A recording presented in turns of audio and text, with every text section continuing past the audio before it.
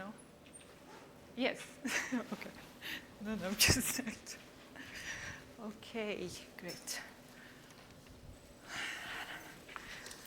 Okay, so I'm going to talk to you, as the title suggests, about the spectral norm, and basically the key thing here is, maybe the most important thing here is that the results are joint works with Ermancinidi and Victor.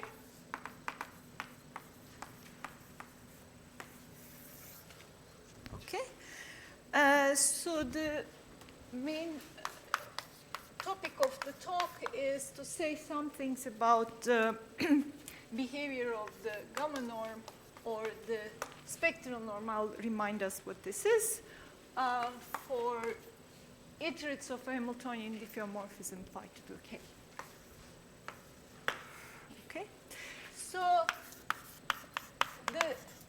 let me just start from the beginning. The setting, let's just suppose that we have a closed symplectic manifold. Okay. So I want to assume that it's sufficiently nice. I need to have some sort of full arithmetic machinery there.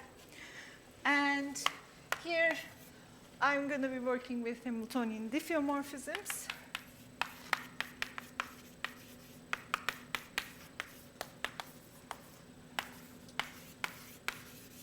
Okay, so by definition, it is the time-man map of a Hamiltonian flow. And the set of all Hamiltonian diffeomorphisms form a group, and this is known as Ham. So this is phi's Hamiltonian diffeom. Of course, this group and its various properties has been extensively studied by symplectic geometers. Now, the spectral norm that I have written down is this group admits like two very important distances or norms. These are conjugation invariant, and the spectral norm, sometimes also called the gamma norm, is one of them. But before I write down what the spectral norm is, there is another norm which is somehow easier to grasp possibly, and this is the Hofer norm, and things are, of course, related. So on Ham we have the Hofer norm, which goes back to 1990.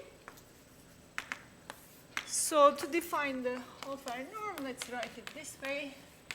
We will not have much to do with Hofer norm for this talk, but nonetheless, it's sort of instructive to have it there. So this basically measures the variation. So I want to take the maximum of h minus the minimum of h integrated. So I'm going to assume that h's are all time one periodic here, so time dependent. Okay, one periodic. All right, so, and then I want to take this infimum over this variation, overall generating Hamiltonians. So let's write it this way, phi is equal to phi h. Okay. Okay, the next one, and this will be more of our sort of importance to us, and this is the spectral norm. Okay. So the spectral norm is less obvious what it is. Maybe there are people who have a very good understanding of this. I don't belong to this group. But anyway, here is the definition. Gamma of phi is defined by, one should think of this as I will write, difference between homological maximum, whatever it means, and homological minimum. So here I'm going to again take infimum over all h's. Let's write the fundamental class here. and H inverse. I'll say a few words about what is what here. Phi H again, if is taken over all generating Hamiltonians for our Hamiltonian diffeomorphism. Okay, so now what are these objects in this picture? So these are the spectral invariants or action selectors associated with the fundamental class. This is our Hamiltonian. This is the Hamiltonian that generates the inverse flow. So it will be minus H composed with phi HT. So this generates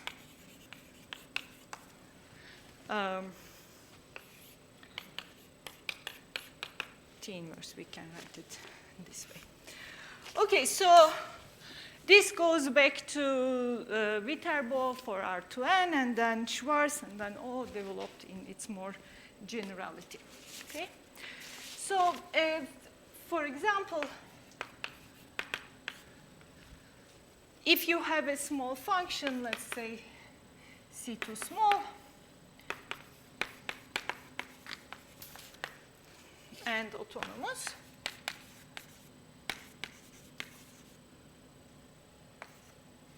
they agree and they just give you the equal to the maximum minus the minimum. So gamma of phi then is equal to the maximum H over M minus min H. And this is equal to, so this is just as before, phi H generated by H, and the Hofer. Okay? So it's in some sense sort of, I don't know, measures the spectral diameter, something along these lines. Okay, so of course there are other norms that are of interest. For example, because it's going to pop up here and there, you can also think about C0 norm, but for this you need more background information, like you need the Riemannian metric, which will then induce a distance on M, and you can then talk about the C0 distance as well. All right, here's what we know. Some important things about this. So we know the following thing, that gamma of phi is bounded from above by the Hofer norm. Okay? So this is, for example, important in knowing that this norm is non-degenerate. Okay? So, and all of these guys, I mean, there is, after all, the area called Hofer's geometry, have been extensively studied. Likewise, relations between this norm with the gamma norm, likewise how they depend on C0 norm, etc., have been extensively studied, but it's not like terribly well understood. So there's a lot of things that are not known, for example, in this picture. I'm just going to write some of the things that we know, and that's been incredibly useful in some very non-trivial things. Yes? I have a dumb question. So, like this, you define this gamma as an infimum over H, but like how much does that really depend on H? Like if M doesn't have any first topology, for example. I don't think it depends. I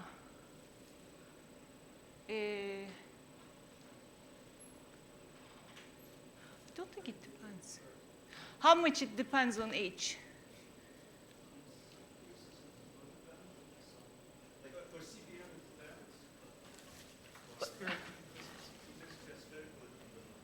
For example, yeah. Yeah.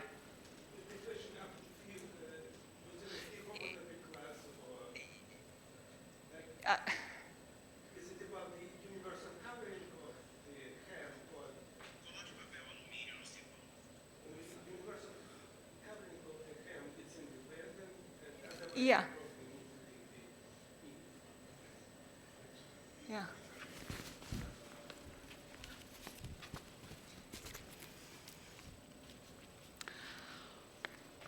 Okay, so again, what was I saying? So what do we know about this? So a lot of the study of how, what gamma is, of course, I mean, trying to find some upper bound on gamma is very important. And here is what we know about upper bounds.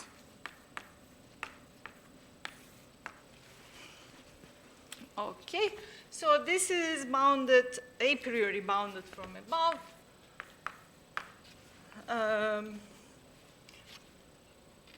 Let's write it this way. So I'm going to write pi here, meaning the rationality constant. So, or maybe I should just say.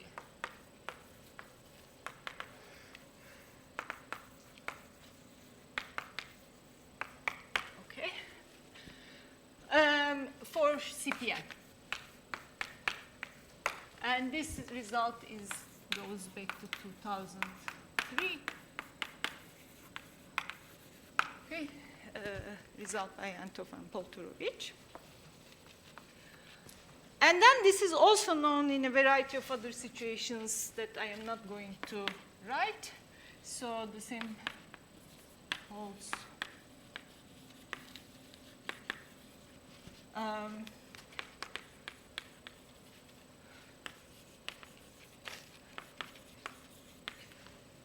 In some other cases, and this goes back to the work of Kislev and Shilukin.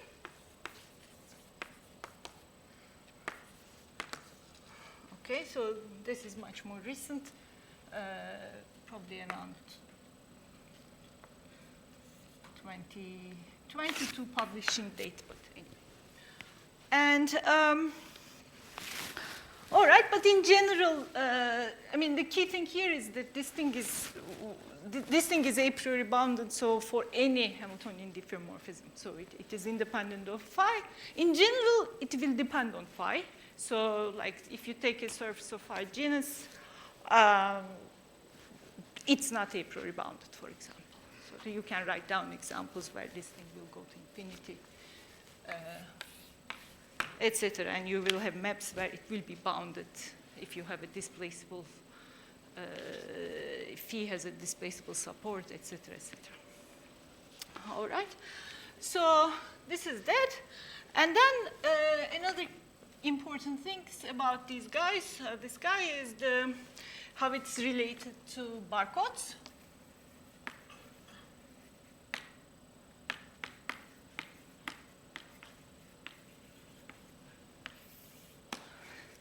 And the key fact here is that the boundary depth, so-called, okay, let's give it a name. It may come up possibly later on in the talk. And so boundary depth is the longest finite bar, so the terminology goes to Aisher.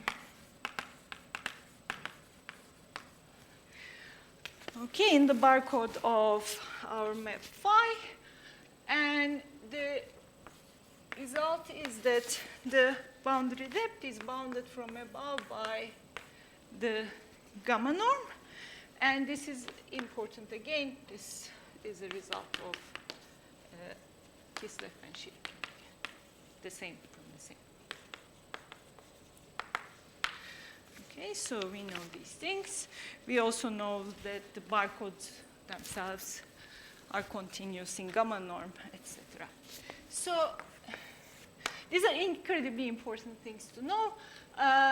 For example, so in the case of CPN, of course, we also have the a priori bound. Let me put this lambda here. So for example, in Igor's proof of the high-dimensional Franks theorem, it's very important that this boundary depth is bounded in that way. Okay, so knowing these things about gamma norm have some really non-trivial consequences, and we will see some other situations where how you can have variety of dynamical consequences. Okay, so what am I interested in? So these things, let them stay here, and we may come back to some of these things. So we are interested in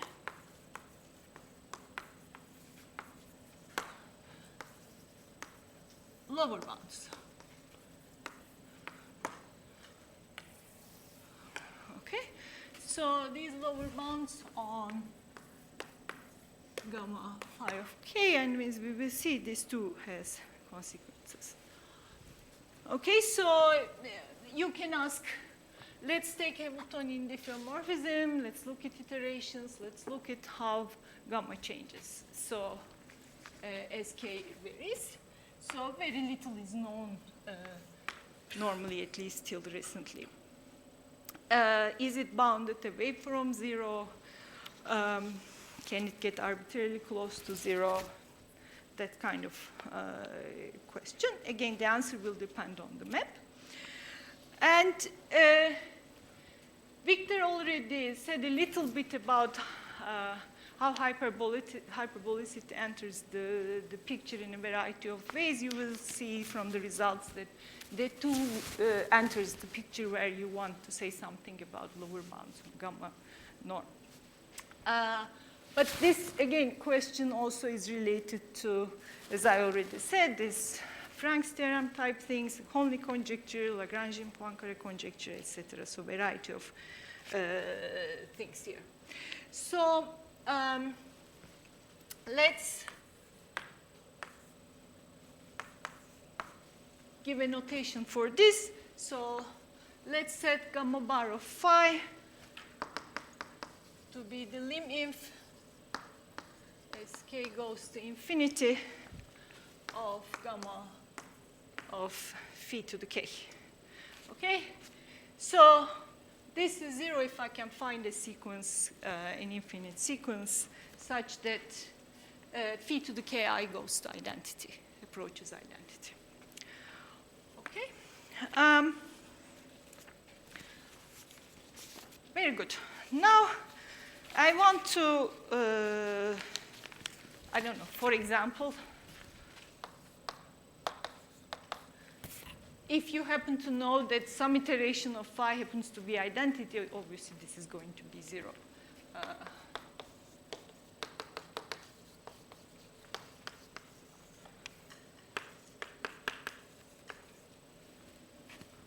And in this case, we would say that phi is torsion.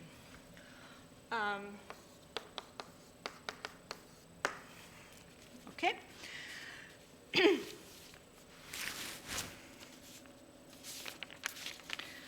Okay, so let's do the following. Let me write down one more definition. Let's squeeze it in here. Let's say that phi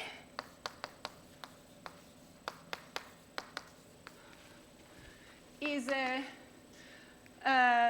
gamma approximate identity. Let's write it this way.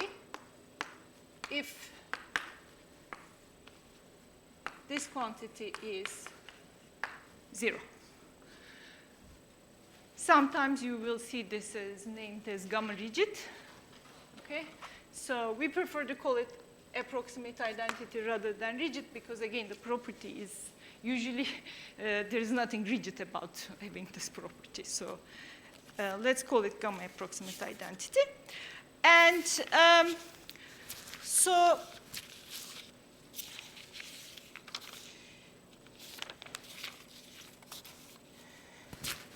one may be, of course, curious, like when is this quantity is going to be positive, etc. And it turns out that quite often this is what happens, and rarely actually this thing becomes zero. So let me write some results and then maybe come back and try to relate this whole thing into a variety of other things a little bit.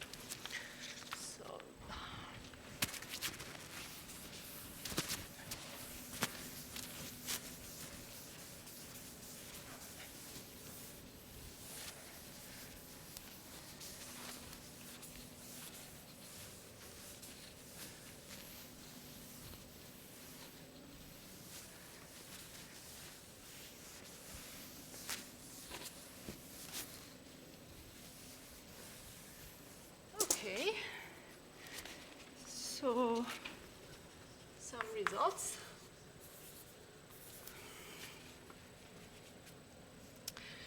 So let me set one more notation, which is going to make my life a little easier maybe down the road. So we have our M, we have our Hamiltonian diffeomorphism, and let's denote by P of phi periodic points of phi.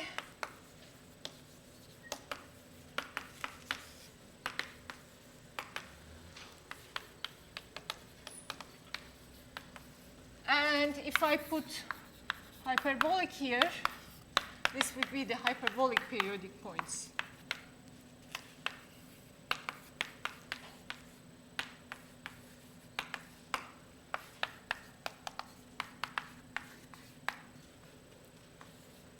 Okay.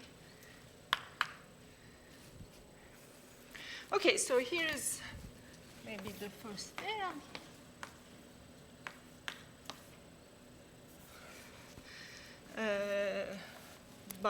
With Victor and Erman.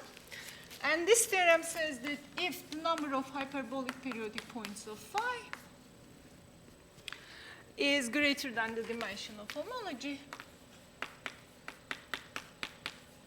meaning the sum of Bethe numbers over, say, Q coefficients, which will give you the smallest, then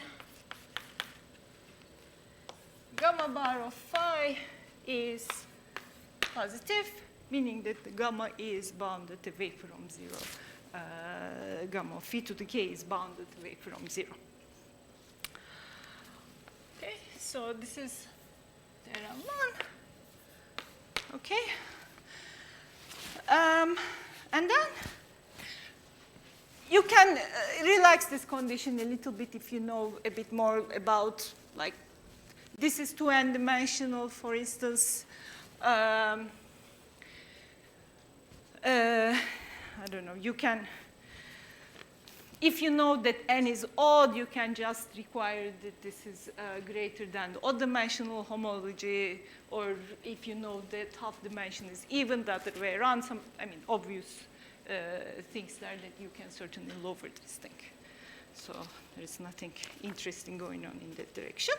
So using this theorem plus some more machinery, we can also get this positivity C infinity generically. And this is the second theorem. This is kind of maybe last year, and this is much more recent. Okay. And this theorem says that the set of Hamiltonian diffeomorphisms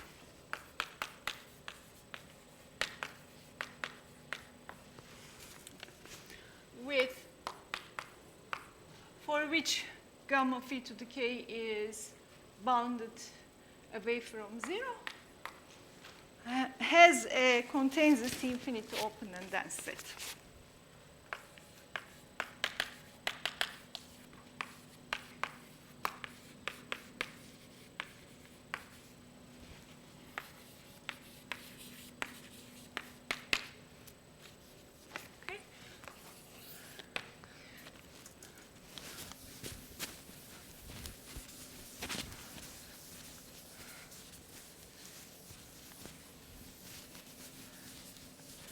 So above the condition of having sort of the number of hyperbolic points being greater than the sum of Bethe numbers, let me just remind that this is a C1 open condition. So having more than any given finite number of hyperbolic points is a C1 open condition. So this is kind of not a big deal situation here.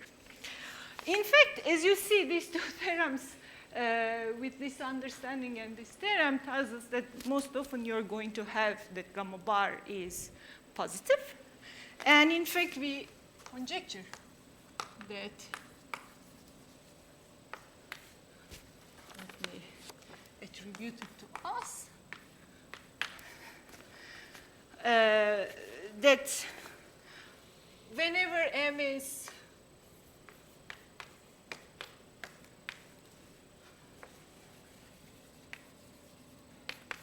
a symplectically aspherical or negative monotone,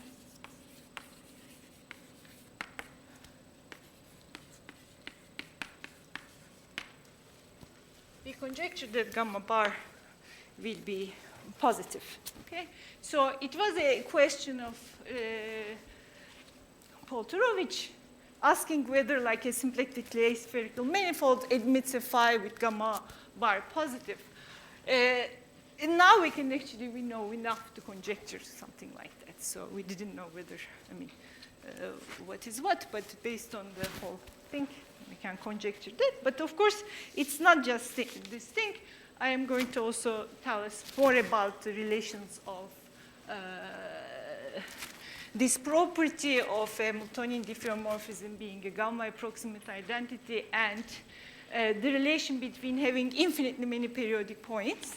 And therefore, it will become clear why actually we want aspherical or negatively monotone a bit later. But I want to maybe state a bit some of the corollaries that follow from these terms. The first corollary I want to say is again simple. Let's say we take a surface of higher genus, strongly non-degenerate, Hamiltonian diffeomorphism. Strongly non-degenerate means that for all iterations phi to the k is non-degenerate. It's a C infinity generic property. In this case, gamma phi is positive. And this simply follows from Colny conjecture, because anything like that is going to have infinitely many periodic orbits, finite homology, you must have some hyperbolic points, in fact, infinitely many of them, and therefore you just apply this theorem. This second corollary, again, these are just consequences, simple. So let's look at what happens for the two-sphere. For the two-sphere, we can say, again, I'm going to assume this is strongly non-degenerate. We can say a much more precise result that phi is a gamma approximate identity if and only if it is a pseudo-rotation.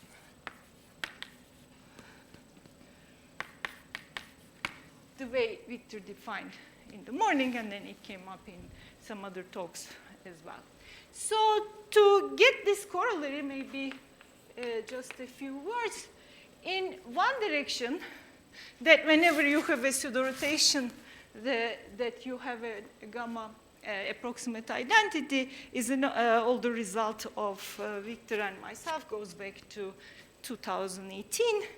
And you don't need any non-degeneracy for that direction. Okay, so we know simply, again, this is GG in this direction. Without non-degeneracy, you don't need that. Any PR of S2 is a gamma approximate identity. This is GG 2018. Okay. In the other direction, well, you basically need to show that. What do you need to show? Let's see.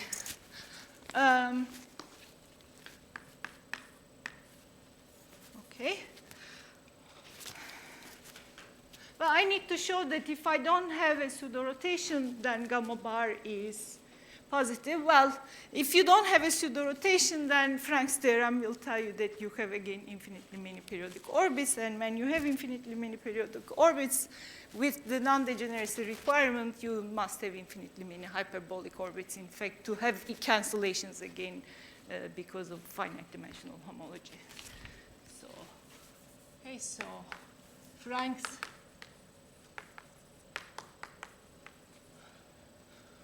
plus some trivial consideration, pretty much. And then, let's say a bit more.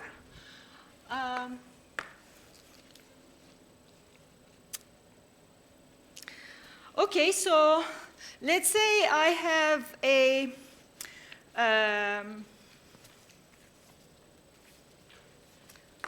let's suppose that our Hamiltonian diffeomorphism, now I'm actually back to higher dimensional, much more general setup. Let's say Hamiltonian diffeomorphism has a hyperbolic invariant set.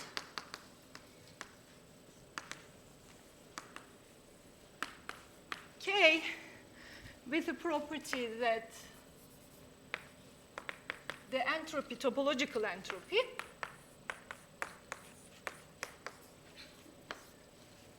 over that set is positive, then again we know that gamma bar is positive. So for this,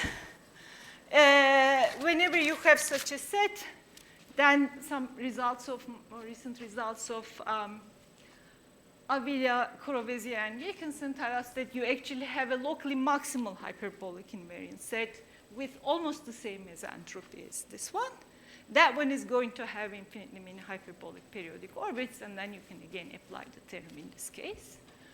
Now, this becomes again much more, in some sense, precise if you stick to dimension 2. So if in 2D, so if the dimension, if M is a surface, what happens to this theorem? Well, if you have H top phi positive, then you again get the same result. It's because in dimension 2, this entropy will have to come from hyperbolic invariant sets. In dimension 2, Katoch's result tells you that whenever you have this, you must have a hyperbolic invariant set. And as I described, then again, you will have infinitely many hyperbolic periodic points, and you can again conclude this. Okay? So these are some sort of right-away consequences of these things that I wanted to mention. Are there any questions?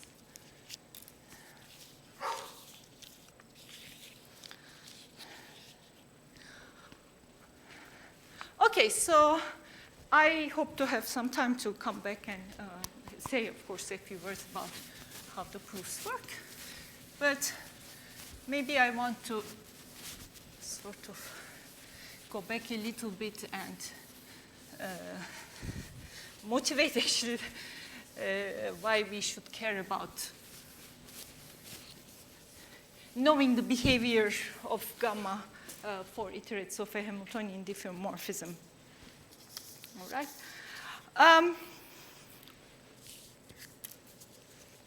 Okay, so the general picture, general sort of idea here is that it turns out that there is like a very strong connection between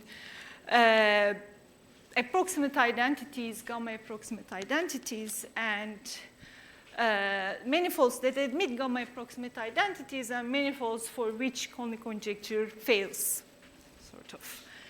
So again, pseudo-rotations in particular, which we know to be the only counterexamples to the Conley conjecture. So, and this conjecture I wrote down in some sense relates to that. So,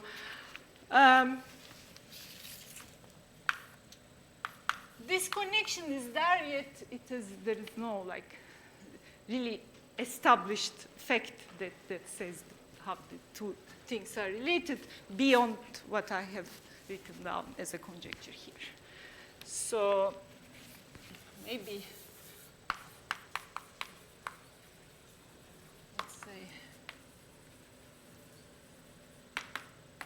between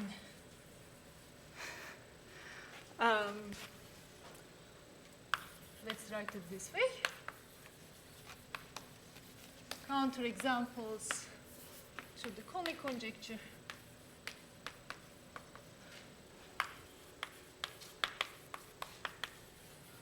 And gamma approximate identities. Okay? All right. As I said, which immediately brings to the table pseudo-rotations,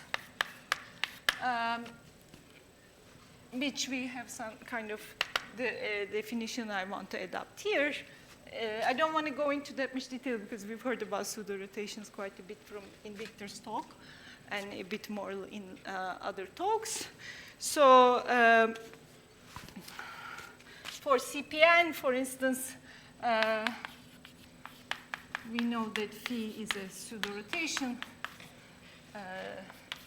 if it has, let's write it this way,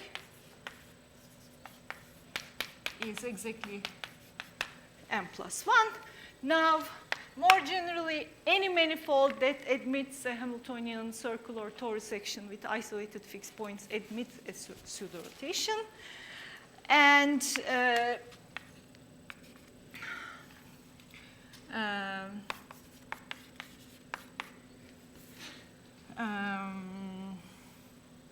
circle or torus section with isolated fixed points.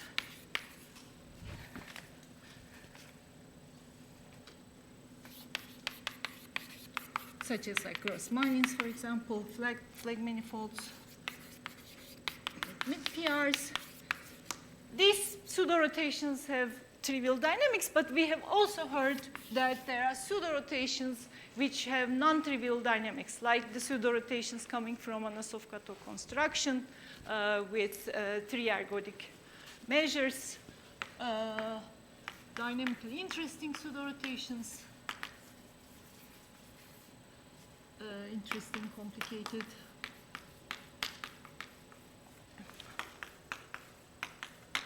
Okay, we know that these do exist for CPN by results of Bursztyn.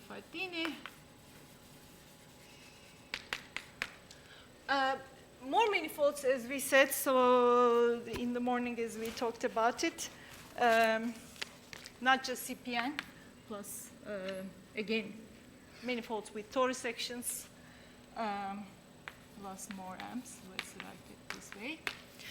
And then, I mean, there is a recent, of course, I should say for S2 Anosov-Kato.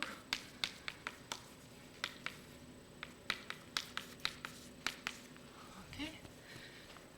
And more recently, there was a work of Seyfaddini, Joksimovic, and Seyfaddini, where they defined sort of gave a definition. I am not going to because it's not going to be relevant for us. They defined this notion of an Anosov-Kato pseudo-rotation. What it does, it basically takes the minimal properties shared by all of these things and sort of gives a definition and proves things about such things. So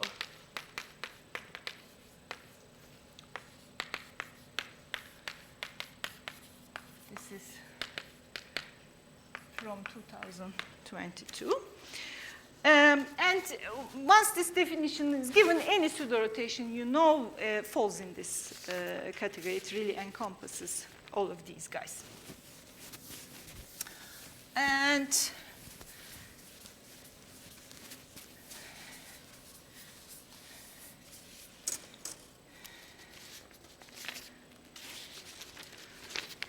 so now how this is related to the discussion, the topic of this talk is, so this contains all known PRs. Let's write it on PRs to date. So the only examples of approximate identities with respect to the spectral norm are the following.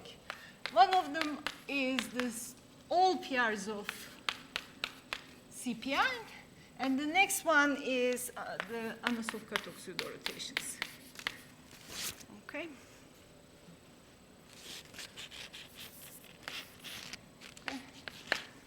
basically all known gamma approximate identities known to date. So hence kind of this expected relation between, or apparent connection between manifolds that admit Hamiltonian diffuse with finitely many periodic points and gamma approximate identities as we have defined here. Yes?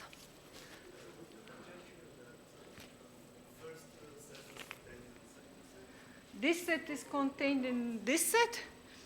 I don't know. I don't know. Well, maybe at some point I would conjecture that this is not necessarily the case. But now I'm not so sure somehow. I don't know if Victor has anything to say, but yeah, at some point maybe I would say yes, and now I'm not sure. No, at some point I would say no. More like. No, now I don't know. I mean, meaning that I would think that there are actually possible pseudo-rotations which are not necessarily belong to the known constructions. But I am just less sure right now about the whole thing. I would say things change. Any other questions? Okay, so okay, let me just say a few more things then about these guys, and again why we want to know. Let's see. Whether a manifold admits such a map or not. So, okay, so we can say the fact is that one can say a lot of interesting things, for example, about dynamics for gamma approximate identities. Okay, one of the things, so many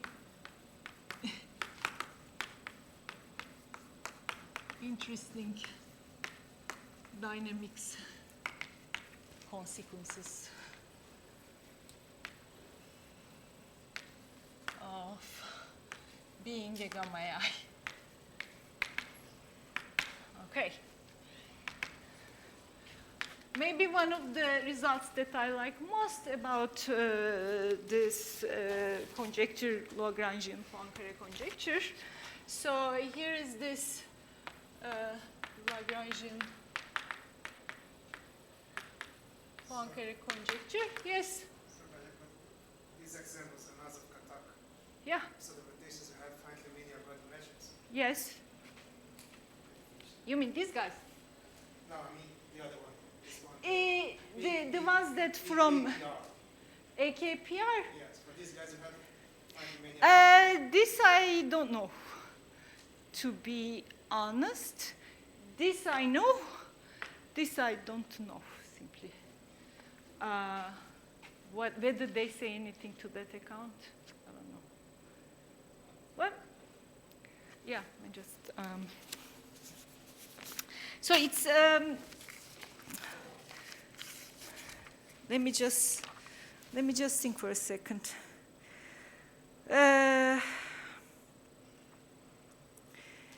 Yeah, I don't know. The answer is yeah.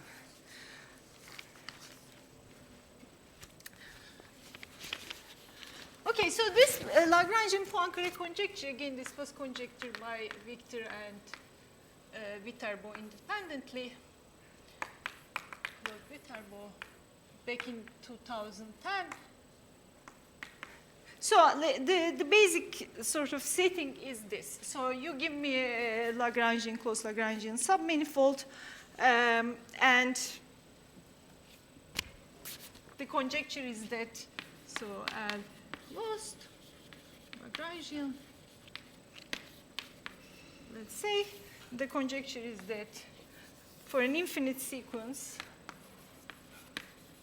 of iterations ki, phi to the ki n intersects L. Okay? Of course, you should assume that L is displaceable here. If not, it's going to be trivial. Okay, so need not say this. Likewise, similarly, a lot of things I haven't said, but you should always assume phi is not identity in this talk. So, okay, so you can make this quantitative much more precise. In fact, you can say, I mean, the actual results that I'm going to state say a lot more, that the frequency of the intersections is sort of related to symplectic capacities, etc. So this is a symplectic question, very little known about it.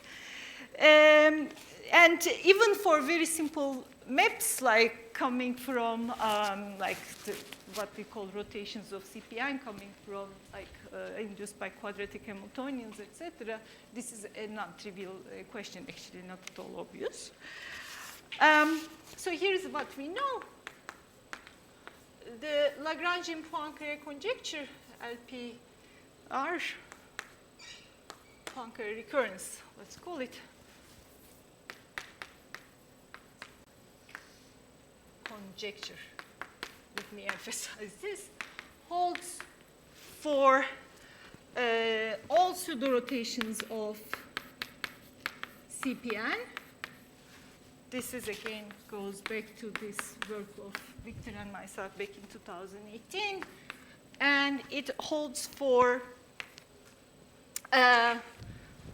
all these guys.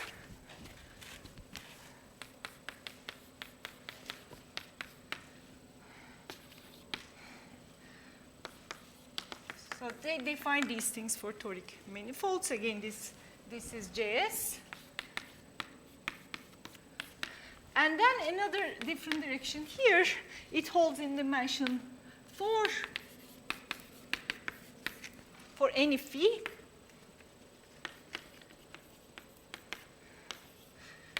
L is a Lagrangian torus.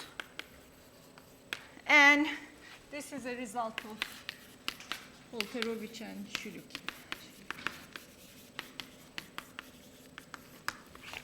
Okay. These are the only known situations where this conjecture is known. And the proofs, the third one is different. It's much more related to possibly embedding type considerations. But the first two are sort of in spirit. The key ingredient in the proofs, already going back to our things, is the fact that every pseudorotation of, say, CPN is a gamma approximate identity. So the key ingredient is in these proofs.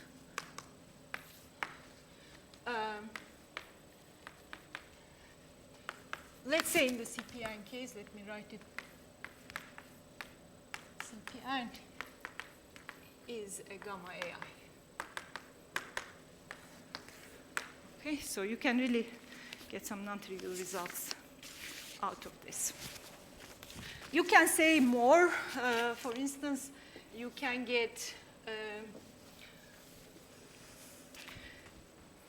maybe the second type of things, can get C0 rigidity or C0 AI property from gamma AI.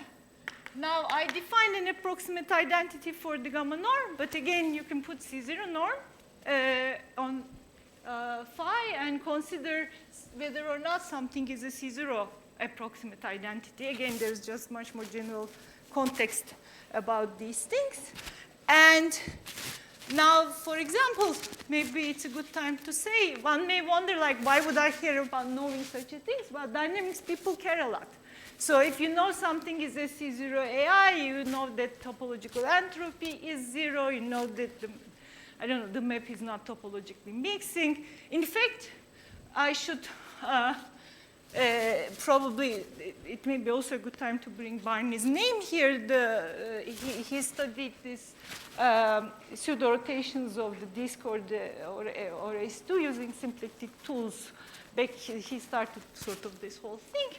And I think the non-motivating question there was about whether or not something, an ergodic pseudo-rotation can be topologically mixing, like a question of Katok back then. And so he answered it, etc. So this is important. People care about these things. So what you can do is, like, if you have something gamma AI, and sort of, if you happen to know that the convergence, there is a convergence in the background, obviously, from this, convergence is fast enough, super exponentially fast. Again, here I should also mention Solfan's observation here. This implies C0 AI property. Let me just not say much more about that. And of course, more recently, much studied strong closing lemma. Strong closing lemma. I mean, let me just state a version that's kind of, it may not be very precise, but it asserts that you want to, if you give me a Hamiltonian diffeomorphism, you want to perturb it a bit, and you want to say that there is a periodic point passing through a certain sort of prescribed location. And the result that sort of we also use in one of our proofs is belongs to Armancini and Seyfeddine, and it says that if phi is a gamma AI, then strong closing lemma holds for such phi. Strong closing lemma, let's write it this way, holds. So this is yet another sort of instance where knowing something is a gamma AI is incredibly sort of useful and has very important consequences. Okay, so now let me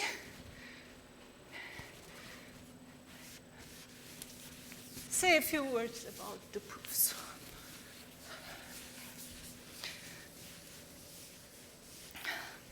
By the way, a lot of these things, maybe I should acknowledge that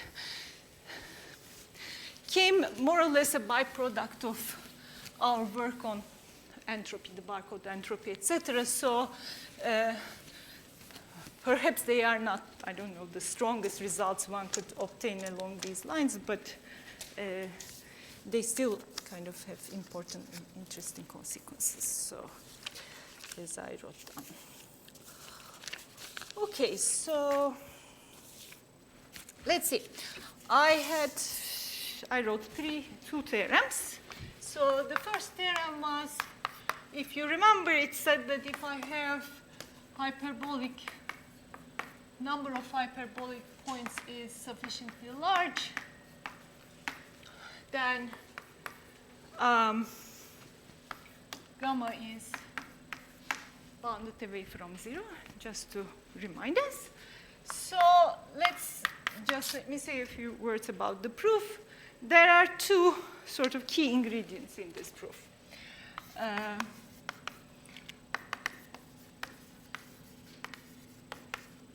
Okay, the first key ingredient is the crossing energy bound.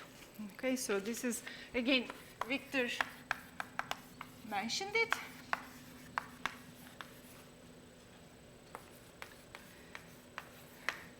So in other words, if you have a Floer trajectory asymptotic to a periodic point in a locally maximal hyperbolic invariant set, then it must have energy bounded from below by some positive constant independent of the iteration order. Okay. So if you have such a thing, so we have this thing, so E of U, let's write C infinity positive independent of K.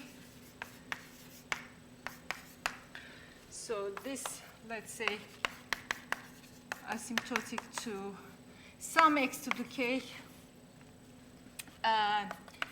in a locally maximum hyperbolic invariant set. Okay. And the second ingredient is again this bound that I wrote.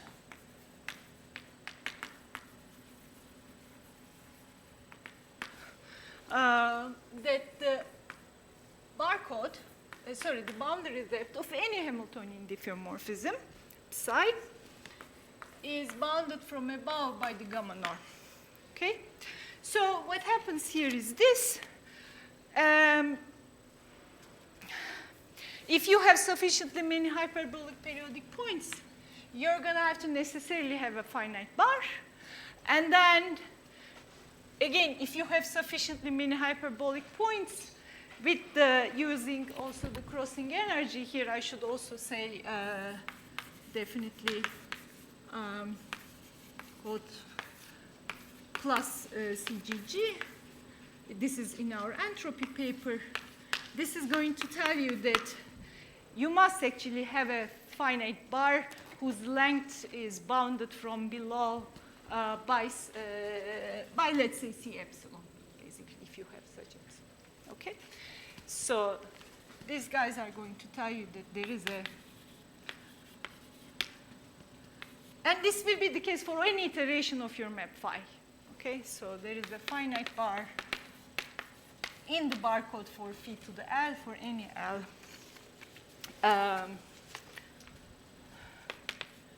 Let's write it this way in the barcode of phi to the L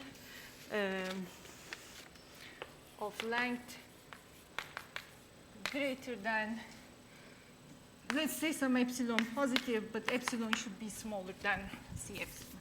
Maybe I should just write it this way. Okay? Okay, so then the rest is essentially what happens is this. If you have a finite bar whose length is bounded, necessarily the boundary depth, which is the longest finite bar, is squeezed into these two guys. Let's write here like this, and this will be the gamma by Kislev and Shilukin. So let's write it this way. And then you need to use like some trivial argument using the subadditivity of gamma to conclude that the theorem, basically, to get that you must have this thing. Okay. So now a few words about. Again, if you ask me later, I can say a few words about the details, but I essentially told you what the main ingredients are. Let me say a few words about the open and dense set argument. Now,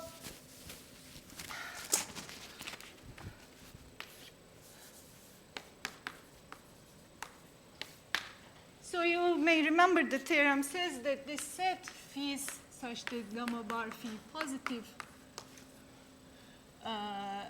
has a C infinity open and dense set.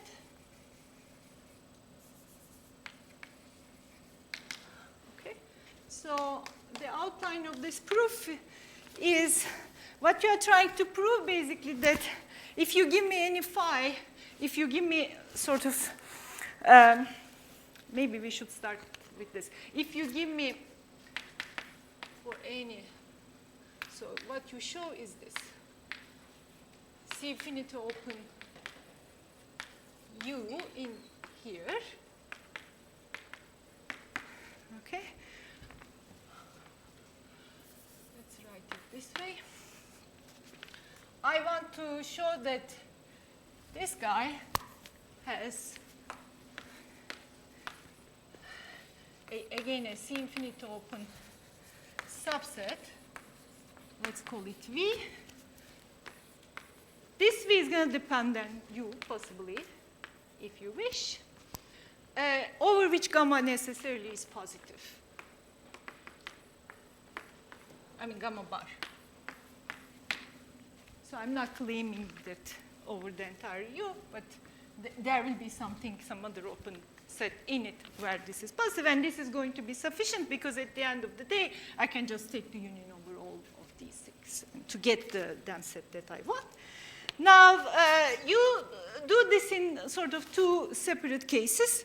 So let's say that this is, give it a number Q for this sum of Betti numbers or dimension of homology, and take any arbitrary open subset U just like here. So you deal with two separate cases. In the first case, it may happen that this set U has a Hamiltonian diffeomorphism in it with the property that the number of periodic points is greater than or equal to Q plus 1, which is greater than the dimension of homology. And then in the second case, two cases, it may be the case that there is no such thing. So for every phi in U, the number of periodic points is at most Q. Okay? So these are like two possibilities in front of me. So briefly, what happens in the first case? Well, if you're so lucky, already there are sufficiently many hyperbolic points here, so then you apply our theorem 1. Again, keeping in mind that having more than that many, so once you have a map in the neighborhood, this will be the case. And then if you don't have enough hyperbolic points, then one of them will be non-hyperbolic, and then you use Birkhoff-Moser-Lewis theorem. The way it's actually worked out, Marie-Claude Arnaud. I mean, the standard Birkhoff-Moser will tell you that if you have a non-degenerate, non-hyperbolic, you have infinitely many periodic points. But the way Arnaud's worked out, it actually, you can say more. You can create, it follows from the proof, you can create infinite many hyperbolic, not just periodic, but hyperbolic points. And then once you have infinite many, again, you can apply the first theorem. And in the second case, right, the second case is, let me take a couple more minutes, and because it's also going to bring us to strong closing lemma. I promise to finish in 2-3 minutes. In the second case, in fact, what we prove is that, so let's take, suppose that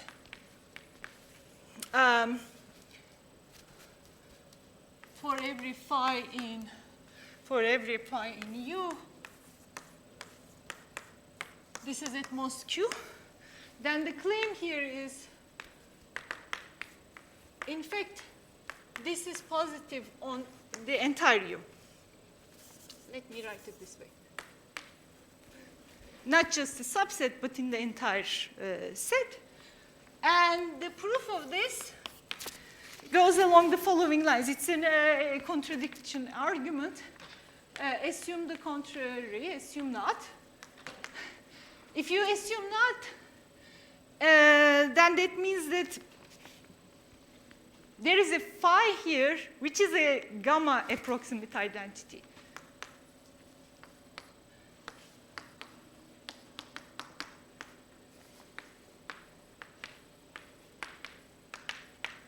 Okay? Okay, then what you do is I have this gamma approximate identity, which is at most Q periodic orbits. So now I want to take a part of the manifold, which stays away from all the periodic orbits, which are finitely many. Then I'm going to perturb C infinity small, the way strong closing lemma due to Cirelli and Seyfaddini tells me, and create a periodic orbit passing through that support away from these things. And now you can conclude that if the perturbation, so let me quote this here, if the perturbation is sufficiently small, this is going to force you to create periodic points with large periods. So you're going to have a lot of periodic points, basically, which will be much bigger than Q. And then it will be a contradiction with your assumption.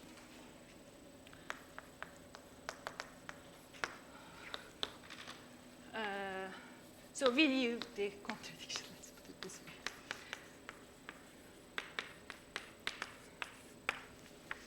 Okay, I think I'm going to stop one more thing I want to say. Its connection with this theorem. So this is C infinity open, and thus, in fact, in many, most conceivable cases, it will be C1 open. And here you can use some results from Sugimoto's recent work on C infinity conic conjecture, something along these lines. The title was generic conic conjecture, I think. He basically proves something like, for certain manifolds, and this includes a lot of manifolds, that you have either C infinity generically, you have either infinitely many hyperbolic points, or there is at least one non-hyperbolic point, so you can argue it. But then you have to assume the manifolds are like Sugimoto manifolds, so to speak. But if you go that route, you can actually get C1 open here, using also our argument here. Okay, I'm going to stop here.